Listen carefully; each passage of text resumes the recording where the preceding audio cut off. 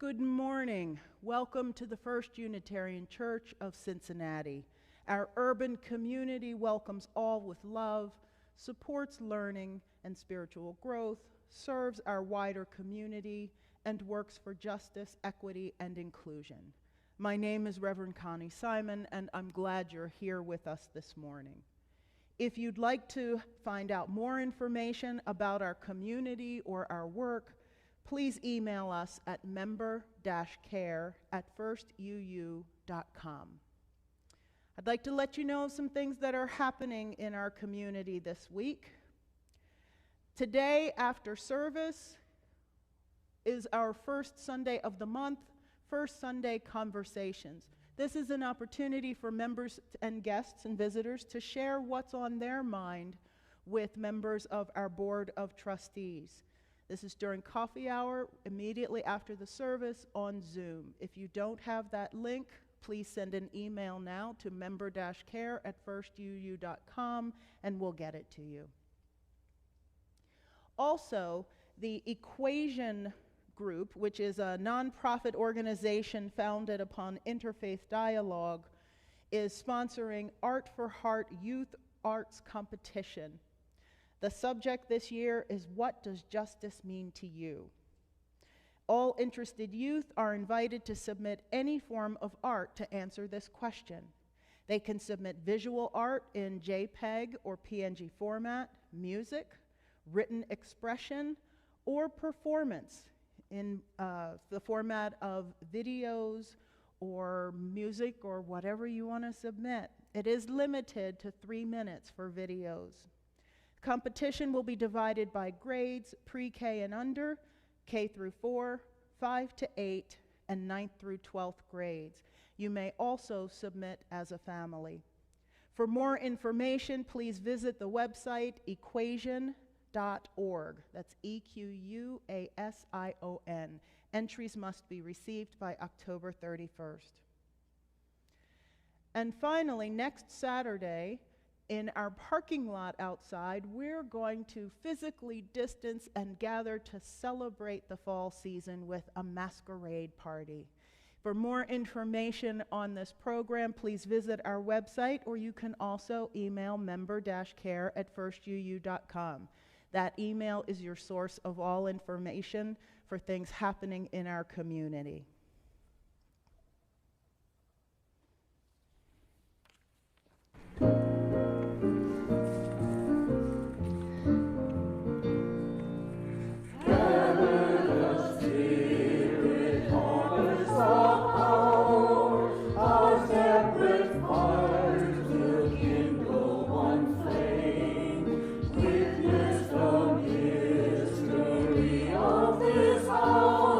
Our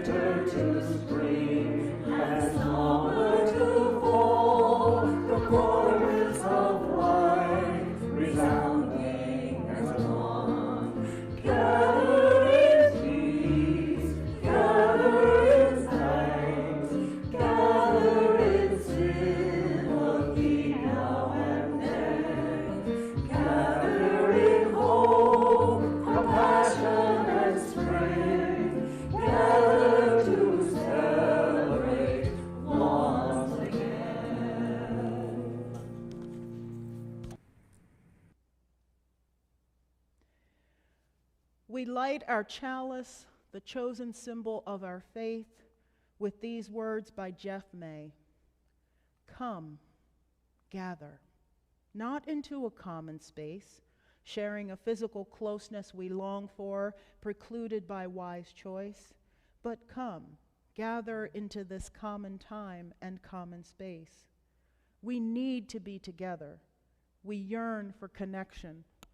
We hunger for the familiar faces of friends, the sound of shared voices proclaiming who we are, where we are going, that which resonates with our hopes, our dreams, and our values. Come, gather. We are here in this space made of all spaces, and we share our becoming in this moment.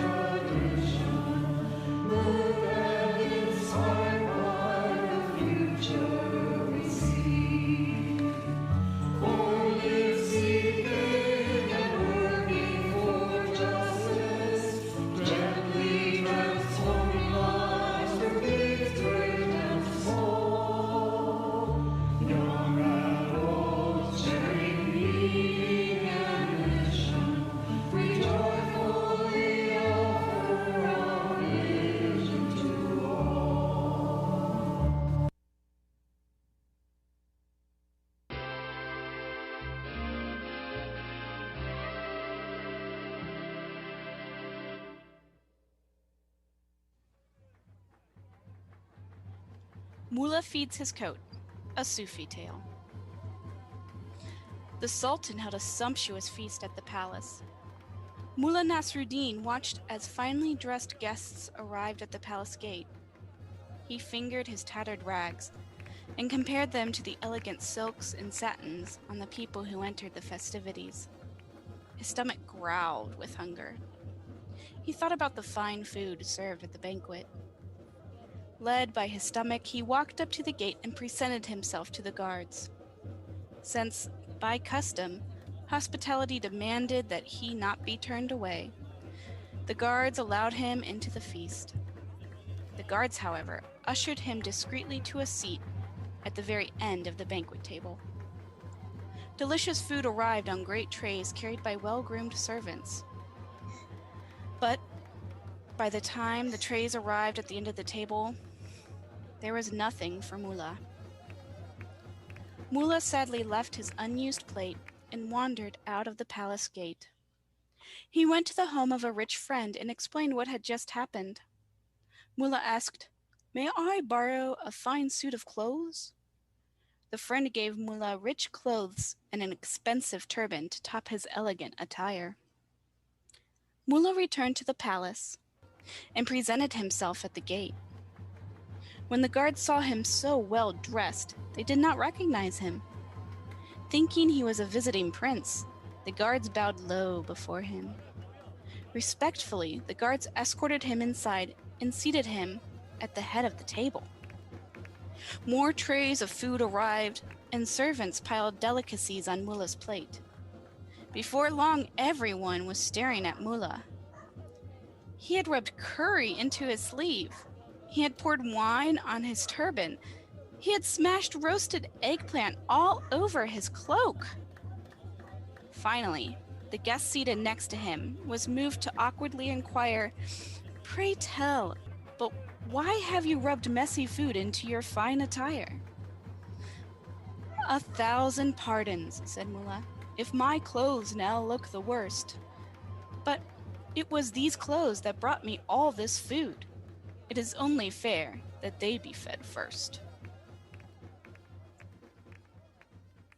In this story, Mullah Nasruddin is denied food even though he is starving. He is deemed unworthy due to the state of his clothes. In today's society, there are millions just like Mullah who are being denied food even though they are starving, based on similar arbitrary measurements. My questions for you today are this. What are those arbitrary measurements? How did we come by them? And how do we remove them so that no one starves in the future? Share your answer with a family member or friend this week or at coffee hour after the service.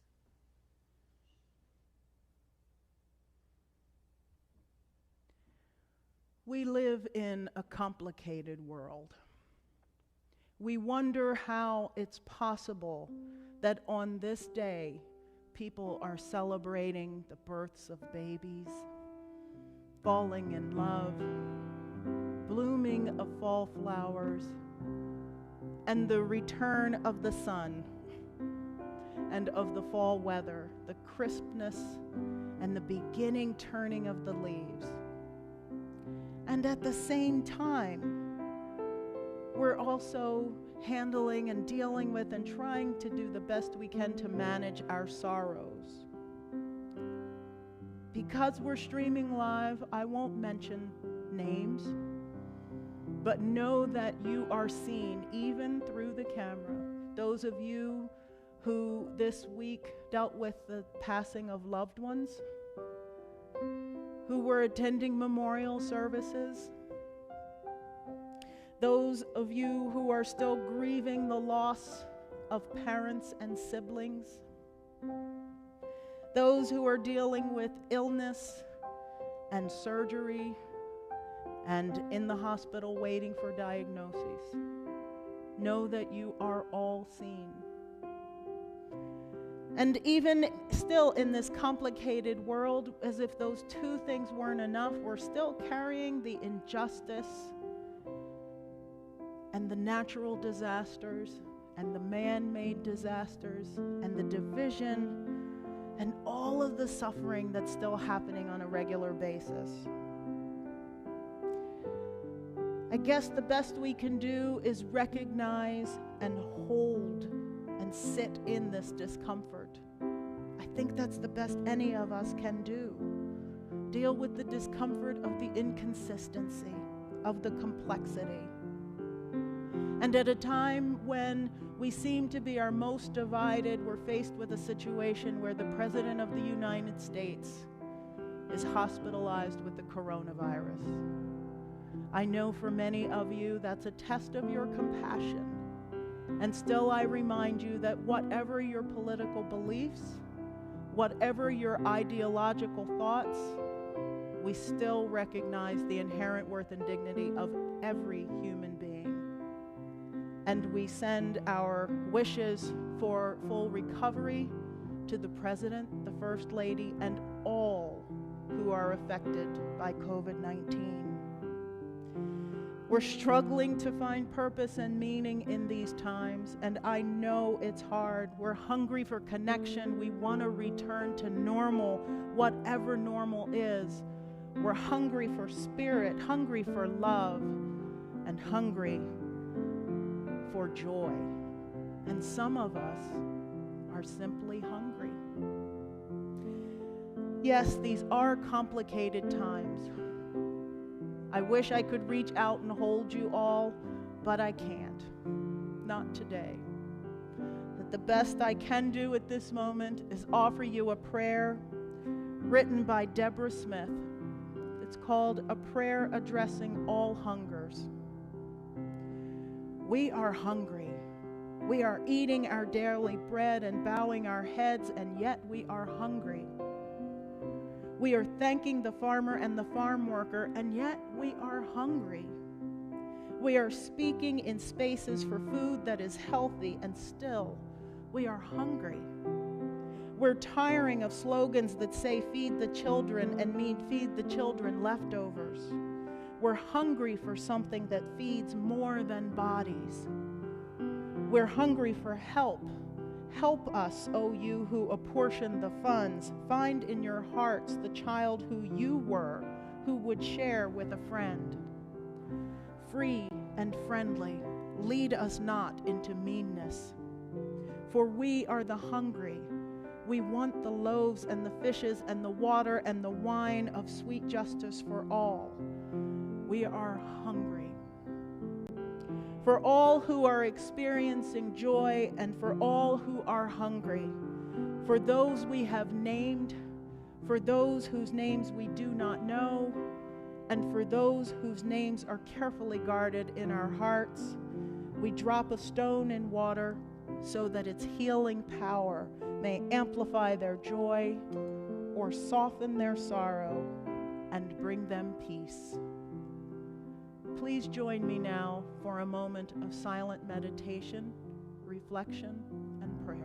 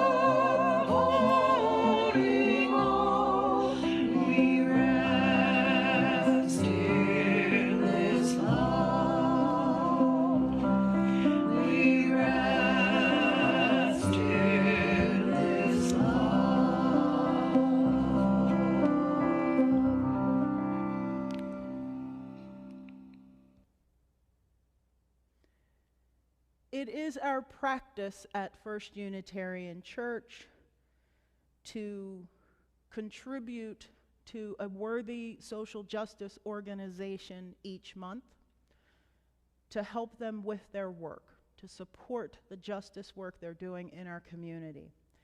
This month, our Share the Plate offering goes to the Shiloh Seventh-day Adventist Church Pantry. Shiloh, as we familiarly call it, was founded in 1952. Today, 68 years later, the pantry at 725 Whittier Street in Avondale has become an important asset to Avondale and the surrounding communities. The pantry moved to Whittier Street about 4 years ago. First Unitarian Church has been a major partner for many years. These two churches, which are the financial mainstays of the pantry, total only about 875 members. And the number of clients the pantry serves has continued to grow over the year, and today numbers between 1,400 and 1,600 households with more than 3,000 members. Last year, the pantry distributed over 350,000 pounds of food. With a staff of about 20 volunteers and supported by Richard Foster, the pantry director, and Isaac Johnson, the operations manager, this pantry provides a crucial community service. It operates on an honor system. During the COVID-19 crisis, anyone in need of food assistance can visit the pantry to get help meeting their needs. There are no forms to fill out or identity cards or proof of Avondale residency. Clients simply drive up, state the number of their household members, and have a food parcel placed in the trunk of their car. They're provided a variety of frozen meats, vegetables, and shelf-stable foods. Representatives of other organizations come to the pantry on occasion to provide a variety of other services that clients might benefit from, such as Medicare, Medicaid information, health screenings, and voter registration. A diaper bank for infants is currently in the planning stages. In the future, the pantry hopes to expand the number and frequency of services offered to clients to break the cycle of poverty that many are trapped in. In the last few years, the pantry has experienced a significant operating budget deficit. The deficits have been offset by funds from a Shiloh Church Pantry Bequest Fund, which is being rapidly depleted. Anyone who wants to support this important community organization is invited to make a contribution today through our Share the Plate collection. This collection will be ongoing from October 1st through the 31st. At the end of the month, all amounts collected will be transmitted to Shiloh. If you need services from Shiloh, the pantry is opened on the 2nd, 3rd, and 4th weeks of the month on Monday and Wednesday from 11:30 to 2. Clients are allowed to stop by for food 4 times each month, which would supply 30% or more of their household's monthly needs.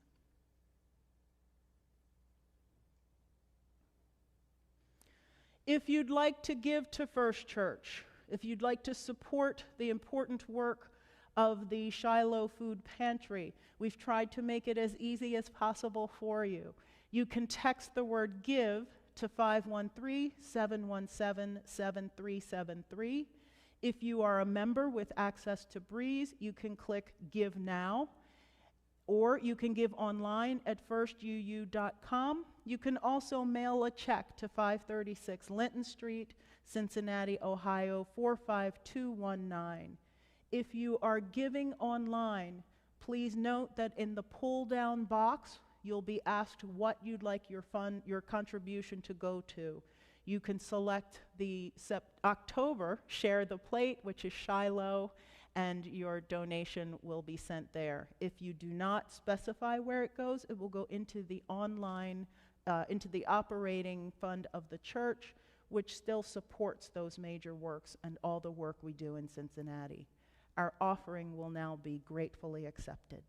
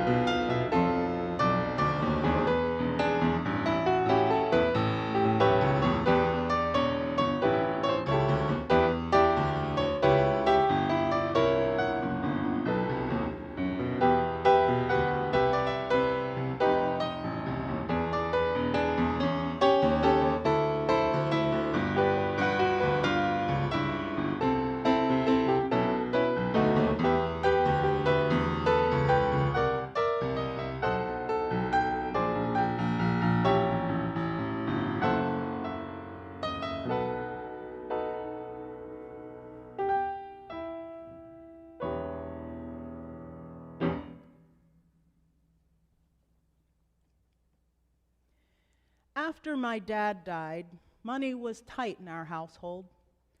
I remember my mom used to keep a notepad on her sewing machine where she calculated every penny she expected to earn as a seamstress and every penny that she expected to pay out for monthly bills like food, electricity, and oil to heat our big old house. Some months were better than others. We rarely ate out and didn't buy junk food, mainly because of Mom's allergy to citric acid, a common preservative, and mostly because she didn't want us having junk food. But I don't remember ever going hungry. A roast turkey was Sunday dinner, Monday sandwiches, Tuesday croquettes, and Saturday soup. Other times we'd eat creative meals like hot dog and cheese omelets for dinner. I didn't realize it then, but we were poor. I think about those times often. I learned how to survive on next to nothing, a skill that would serve me well as a college student. If I had to today, I could feed 4 people from a single chicken breast. I could feed myself and survive on just a couple dollars a day. I consider this a valuable life lesson, knowing how to make a way out of no way, knowing how to get through tough times. Black comedians often do routines about eating poor, stretching ketchup with water, buying generic cereal, and getting those big blocks of government cheese. It's a shared experience for many people of color and poor people in this country, and yet it's no laughing matter. In 2019, 3.7% of U.S. households reported that they often or sometimes didn't have enough food to eat. In August of this year, that number was up to 10%. When you break the numbers down by race and ethnicity, that equates to 7% of white households, 17% of Latinx households, and a whopping 19% of black households. Parents are struggling to feed their children and often not eating themselves. I read a story of a single mother who would let her children eat dinner in front of the television and then tell her kids that she was going to eat in the kitchen. The kids thought it was a treat that they could watch TV. It wasn't that she didn't want to eat with her children or even that this was a treat. This mother didn't want her children to see that there wasn't enough food for her to eat. She sacrificed so her kids could have something to eat. Hunger's nothing new in this country. Poverty is not new. But now we've got a pandemic that's making it worse. A crisis within a crisis. At the beginning of the pandemic, forced business and school closures and stay-at-home orders resulted in skyrocketing unemployment. In March and April, the United States lost over 20 million jobs just in a 6-week period, resulting in an unemployment rate of 14.7%. That's more than double the number of jobs lost during the Great Recession. Some of those positions have returned as businesses and schools have reopened, but we're still behind. As of August, we'd only gained 42% of the jobs we lost. And even for those who've returned to work, many have reduced hours or even lower pay as employers struggle to retain them. With less money, many are struggling to keep a roof over their head and to keep the lights on. Food slips on that priority list, and it doesn't help that the price of food increased month over month from March to July. August was the first month that we saw food prices begin to dip. And then there are parents who depend on schools to provide meals for their children. If their kids aren't going to school, those meals aren't happening. The government response to this crisis has been uneven at best. There was a round of stimulus checks and enhanced unemployment benefits. In addition to SNAP, or food stamps, there was pandemic EBT available to help parents replace meals that would have been provided at school. But many of those stimulus programs are expiring. and our elected officials seem incapable or unwilling to extend them. Food banks and local charities try to fill the void. Food pantries across the country are reporting record need and working hard to keep up with the demand. One South Florida food bank reported a 600% increase in demand since the start of the coronavirus. In New York, a local pantry saw the number of clients needing help increase from 3,700 to 18,000. In Washington, D.C., 1 in 4 of the people coming to pantries have or had incomes above $50,000 a year. Nonprofit director Luis Giardia says these are folks who had fairly steady incomes, and now all of a sudden they're visiting food banks. According to Feeding America, it took us 10 years to recover from a food security perspective after the Great Recession of 2007 to 2009. And now we have COVID to deal with. Supermarket donations to food pantries are down in many places because they don't have as much inventory to give.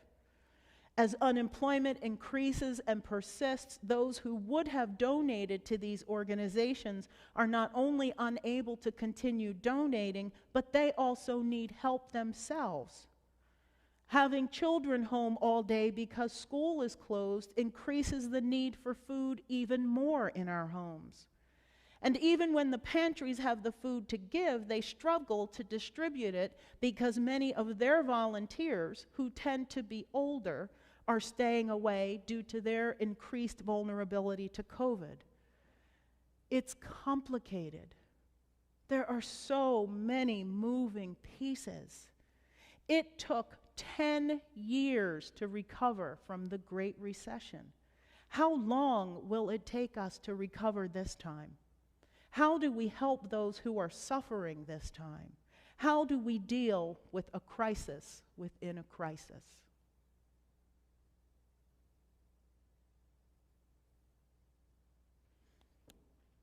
That challenging food environment we just heard about is exactly what one family near Champaign, Illinois has been coping with since the start of the pandemic.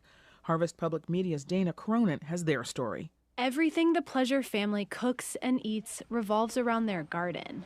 We have gotten a lot of tomatoes from this one. 10-year-old Joshua has been gardening since he was little. Right now, the family's community garden plot is planted with fall squash. Oh, I'm cooking literally every day with something that I've grown. Every day, which I absolutely love because it saves trips to the grocery store. Joshua's mom, Janelle Pleasure, says food has always been central to her family. One of their favorite activities is to spin a globe, put a finger down, and cook a dish from that country. But they haven't done that since the start of the pandemic, when Pleasure says things got hard. There's not a belt to tighten. There's no wiggle room here. I'm unemployed, and there are limited things that I can do. She became a single mom of 3 kids when her husband left 2 years ago. Without his stream of income, it became difficult to afford the basics, including food. Then came the pandemic. She lost her job almost immediately, and when her kids' schools shut down, it meant no more school meals. She is, however, receiving $125 per month through an expanded food stamps program. Literally, $125 I can spend in like a week because my kids eat like grown men, like a football team. I don't know where they put it. Pleasure doesn't waste anything. Her kitchen counter is lined with jars of pickled vegetables from the garden, and her freezer is stacked with leftovers. A self-described coupon queen, she shows off her pantry, where she stockpiles food she finds on sale.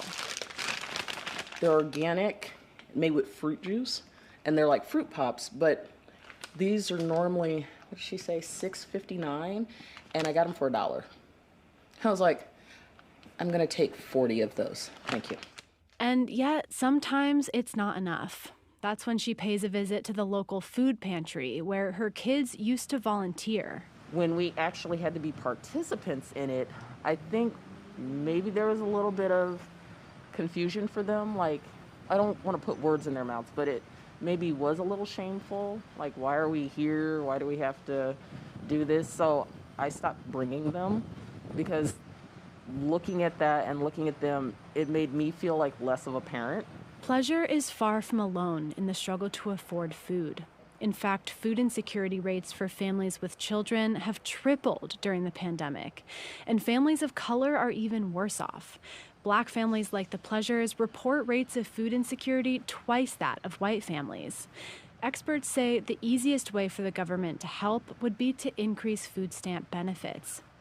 Janelle Pleasure says she's grateful for the help she has received. That took like a huge weight off my shoulders, because now I just have to worry about, will the power be on, as opposed to power or food. I'd rather my kids eat than have lights. We can get candles, not a big deal. Even if it was in the dark, she says she's always been able to put some kind of food on the table. For NPR News, I'm Dana Cronin in Champaign, Illinois. That's just one story. There are many. This pandemic-era hunger that we're talking about is indeed a crisis within a crisis. And it's more than folks being hungry during a pandemic. This is about food insecurity. Perhaps you've heard that term, maybe you haven't. Food insecurity refers to the situation when people lack access to safe and nutritious food. And this lack of access can come from a number of different things. It can be physical access to food. Look around.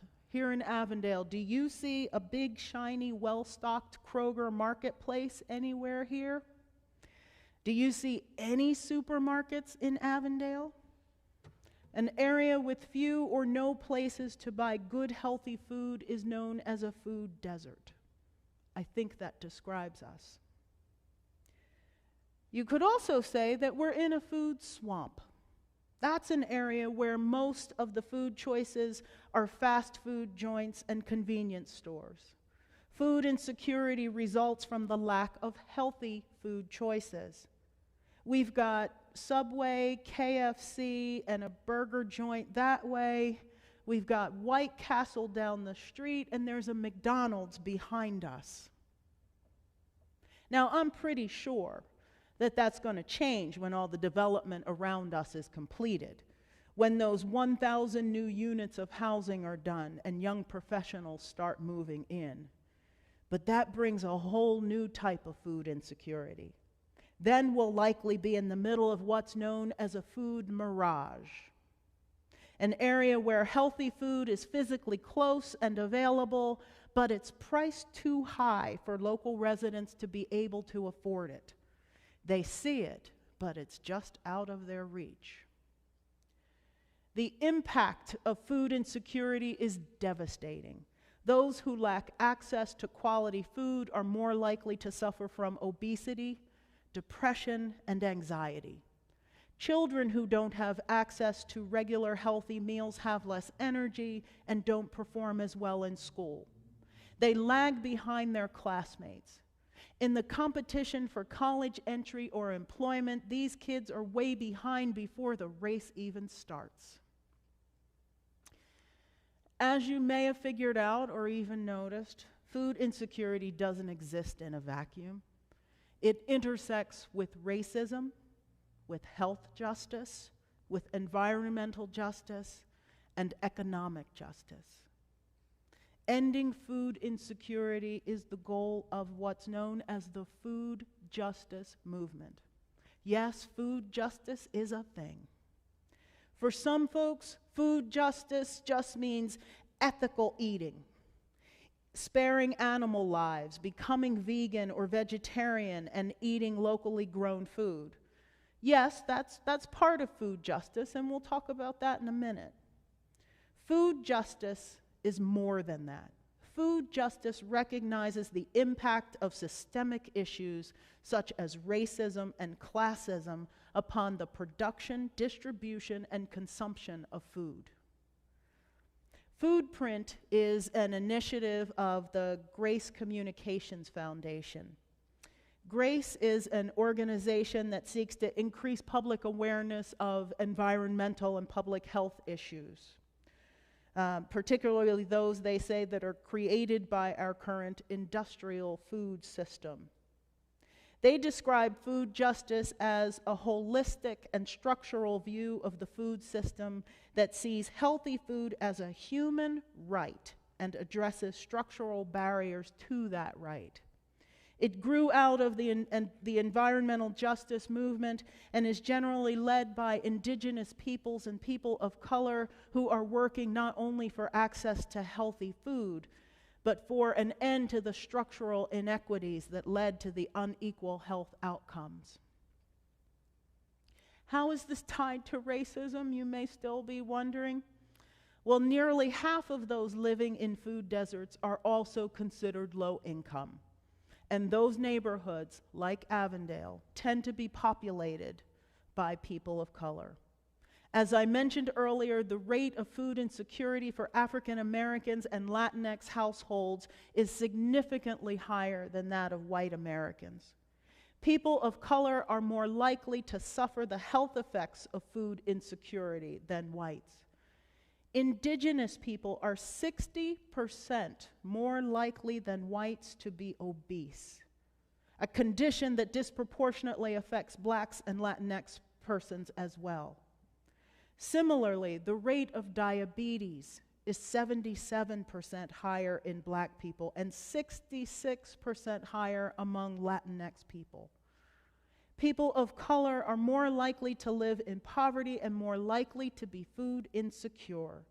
And sadly, we are less likely to have access to adequate medical care, meaning that those conditions that are just not often properly treated lead to higher incidence of disability and lower life expectancy. So yeah, food justice is racial justice. Food justice is environmental justice. It's about producing better food in a sustainable and equitable manner. It's about limiting the water and air pollution caused by industrial food production, things like pesticides and manure runoff, or the unforgettable smell of a meat packing plant or a canning facility. I can't describe it, but if you've ever been around one, you know what I'm talking about. It's a smell you will never forget. And where do those types of facilities usually exist? In rural and low-income areas. Racism and classism. Food injustice has its roots in the culture of colonization and oppression in this country. The land America farms today is stolen land, stolen from indigenous people. The government of this country, through a series of Indian removal acts, simply took the land it wanted, depriving many cultures of the land they'd inhabited and hunted and farmed for generations. In his article, "Kill Every Buffalo You Can, Every Buffalo Dead is an Indian Gone," J. Weston Philpen describes an 1871 Army-sponsored trip to Nebraska for William Buffalo Bill Cody and a group of wealthy New Yorkers to do just that, kill every buffalo they could. Whoever got the first kill won an engraved silver chalice. The food system of this country was largely built on the labor of and at the expense of poor people and people of color. The stripping of land from indigenous people, the use of indentured servants from Europe, and then slave labor of Africans, discriminatory practices against black sharecroppers, and the continuing exploitation of Mexican and Central American farm workers. Government policies continue to favor larger farms, shutting out small farmers that just can't compete. Those years of discriminatory and racist practice mean that farming is dominated largely by white men. It's hard for people of color and women to get into the game. The food justice movement seeks to, according to Foodprint, to claim the rightful place of indigenous people and people of color in the narrative of the U.S. food system, and fight for both racial justice and access to good, healthy food for all. Here in the United States, there are many Black-led food justice groups working to turn things around. Soulfire Farm in upstate New York offers a Black and Latinx farmers immersion program. The National Black Food and Justice Alliance cultivates Black farmers and provides financial support to help them obtain organic certification. There's a very active food justice movement in Detroit, a city that has long suffered from racial, economic, and health disparity. Dorcetta Taylor, a director at the University of Michigan School of Natural Resources, says that recent food movements are usually formed by white people with economic means. They get to decide what the movement is, but they don't have language around food inequality and resist understanding how access to food ties to structural inequality. She says that for Blacks and Native Americans, links to food go back to the slave days when we did not have sovereignty. But these movements today are changing that narrative. The Native American Food Sovereignty Alliance is working to reclaim traditional lifeways for the health and well-being of its community. The White Earth Land Recovery Project works to facilitate recovery of the original land base of the White Earth Indian Reservation and to revive and protect their native seeds, heritage crops, naturally grown fruits, animals, wild plants, traditions, and knowledge of their indigenous land. The University of Arkansas School of Law Indigenous Food and Agricultural Initiative provides legal and technical support for indigenous communities attempting to reclaim their land and practices. There are also many food justice organizations dedicated to supporting Mexican, Central, and South American immigrant and migrant workers. For example, the Good Chain Workers Alliance and the Restaurant Opportunity Center. These are but two of the many groups dedicated to this effort. Food justice is a human rights issue. The United Nations International Covenant on Economic, Social, and Cultural Rights recognizes the right of everyone to an adequate standard of living for himself and his family, including adequate food, clothing, and housing, and to the continuous improvement of living conditions. It further recognizes the fundamental right of everyone to be free from hunger and encourages individual and collaborative efforts to improve methods of production, conservation, and distribution of food, and to ensure an equitable distribution of world food supplies in relation to need. Food justice advocate LaDonna Redmond says, "I live in a community where I can get a semi-automatic weapon quicker than I can get a tomato. There's something wrong with that." Food justice is a thing. It's a thing we must deal with. Right now, the world is experiencing a food justice crisis as too many people become even more food insecure as the result of the coronavirus pandemic. A crisis within a crisis. As Unitarian Universalists, we are committed to social justice and to justice for all. This is what we do. We do the work of justice because we both value one another as individuals and because we recognize our interconnection to and interdependence with one another and the earth. So you may be wondering, what can I do to help? I'll tell you. You can educate yourself about food justice, systemic racism, and environmental justice. Understanding the problem is the first part of working toward a solution.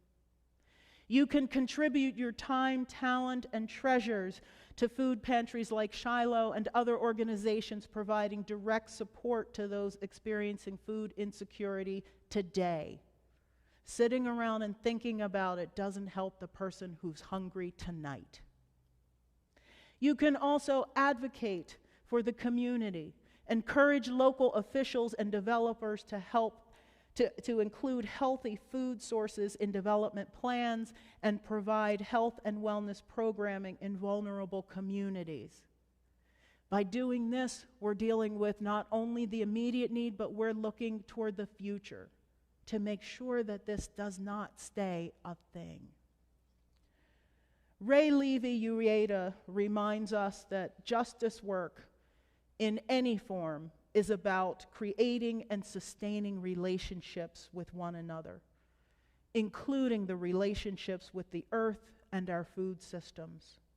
We have to do the hard work of moving from a transactional, colonial, and capitalist model of feeding ourselves to a relational model of feeding and caring for each other. May it be so.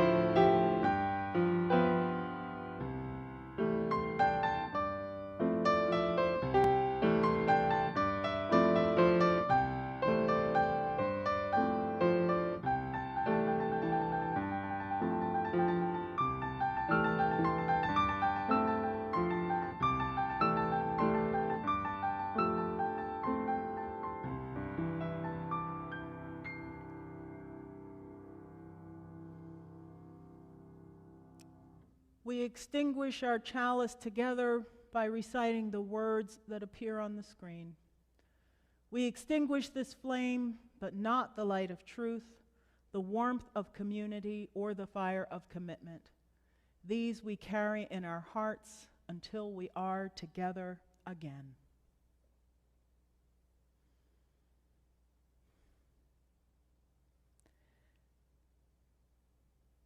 As we leave this place today, this place of gathering and connection, may you have the strength and the courage to do the work of justice and bring an end to this crisis within a crisis. May you be nourished and fed yourself in body and in spirit. And until we meet again, stay safe, stay healthy, stay connected, and know you are loved.